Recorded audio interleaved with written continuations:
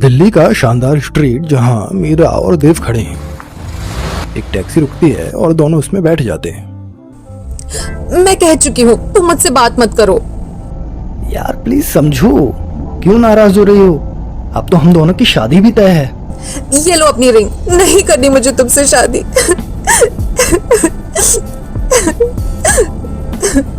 देव मीरा के करीब जाता है और उसका सर अपने कंधे पर रखता है। गुस्सा मत करो प्लीज, मैं जल्दी आ जाऊंगा, विदेश जा रहा हूँ, दुनिया से नहीं। ओ पाजी, मेरा बोलना छोटा मुंह बड़ी बात होगी, लेकिन दुनिया में कई ऐसे भी लोग हैं जो चाह कभी नहीं मिल पाते, उनका प्यार अधूरा रह जाता है। प्यार अधूरा कैसे रह सकता है, और वो भी चाहकर?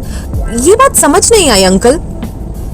बेटी, मेरी गांव में एक लड़का है रतन, उसकी कहानी ही कुछ ऐसी है। अभी तो एयरपोर्ट दूर है, आप प्लीज हमें वो कहानी सुनाइए ना। जरूर बेटी, शायद ये कहानी तुम दोनों के रिश्तों को एक नया आयाम दे। ये बोलकर टैक्सी वाला कहानी सुनाने लगता है। तो बेटी, हुआ कुछ यूं कि सच है कि प्यार की कोई भाषा नहीं होती, ये तो सिर्फ एक एहसास है, और एहसास का ना आकार होता है ना जुबान। एक ऐसे ही एहसास की कहानी है एमली और रतन की। रतन खेत से घर जा रहा था कि जब उसे रास्ते में एक अंग्रेज लड़की मिलती है, परेशान सी। ओहो गुलाबो, क्या हो गया? क्यों टमाटर बन के खड़ी है? Yes, you are right. I am in problem. I lost my group and I'm hungry. I don't know where I am. I don't understand what to do now. हाय रे सोनिया, कितना मीठा बोलती है, समझ तो कुछ नहीं आया, लेकिन चंगा सी। Please help. हेल्प? पूछी क्यों नहीं, आओ आओ। Where?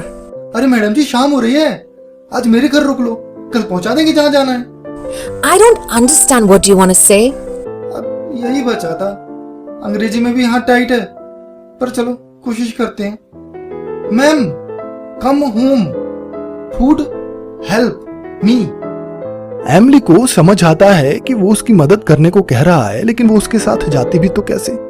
रतन समझ जाता है कि एमली संकोच कर रही है। अरे madam, Punjabi is faithful, trust trust. Emily मुस्कुराती है और रतन के साथ उसके घर चली जाती है। गांव का घर, आंगन में भैंस मंझी और माँ बैठकर चूल्हे पर रोटी बना रही है। अरे बेटा, ये किसे उठा ले आया? हाय रे मेरी किस्मत खराब, पैंट वाली बहू ले आया तू। माँ, बहू तो तेरी सलवार वाली ही आएगी, ये बेचारी तो फंस गई है, आज रुकेगी कल चली जाएगी। अपने देख में अजनबी है माँ, भूखी भी है, तू खाना दे इसे। अरे बेटा, कितनी सुंदर है तू। एमली को ये बहुत अच्छा लगता है, वो अपनी आंखें बंद कर लेती है। एमली खाना खाकर रात में रतन के परिवार के साथ बैठती है। वो देखती है कि कैसे रतन की माँ उसके सर पर तेल लगा रही है। What are you doing? वालेकुम पुत्र जी। एमली ये सुनकर मुस्कुरा देती है। एमली को रतन के परिवार का माहौल काफी अच्छा लगता है, और उससे भी ज्यादा उसे रतन पसंद आ जाता है। अगले दिन, चलो मैडम जी बताओ, कहाँ धक्का देना है आपको? एमली माँ की प्यार भरी नजर को देखती है और रतन से कहती है, She is very lovable. हाँ, माँ किसकी है आखिर? एमली रतन को देखकर मुस्कुरा देती है। I am not ready to go today. Please, you help me see this place. It's so beautiful. अरे अंग्रेजन, रुक, तेरी तो कोई बात समझ में नहीं आ रही। मैं बगल से तरनप्रीत को लेकर आता हूँ, वो जानता है अंग्रेजी। वो जाकर एक छोटे से सरदार के बच्चे को लेकर आता है। अरे भाभी बोल रही है वो आज नहीं जाना चाहती है, और उसे अपना दांव दिखा दो। रतन ये सुनकर खुश हो जाता है। हाँ हाँ, क्यों नहीं। Ooh, I want to wear this dress. चाची, तेरी बहू बोल रही है उसे सलवार सूट पहनना है। हाँ हाँ, क्यों नहीं बेटा, मेरी बेटी तेरी ही जैसी है। उसकी तो अब शादी हो गई, लेकिन उसके लिए ना मैंने एक नया सूट बनवाया था। कोई ना, तू पहन ले। रतन बाहर बाइक में तरनप्रीत को लेकर बैठा होता है कि तभी वहां सलवार सूट में बिंदी लगाकर एमली आ जाती है। रतन एमली को देखता रह जाता है। तरनप्रीत, मुझे तो लगता है मुझे प्यार हो रहा है। यार ये लड़की इतनी सुंदर है, ये तो कोई अप्सरा सी लग रही है। तरनप्रीत के साथ एमली आकर बुलेट पे बैठ जाती है और तीनों गांव देखने चले जाते हैं। भाई बोल रही है वो यहाँ हमेशा रहना चाहती है। अरे तो बोल दे शादी कर ले मुझसे। Ratan wants to marry you.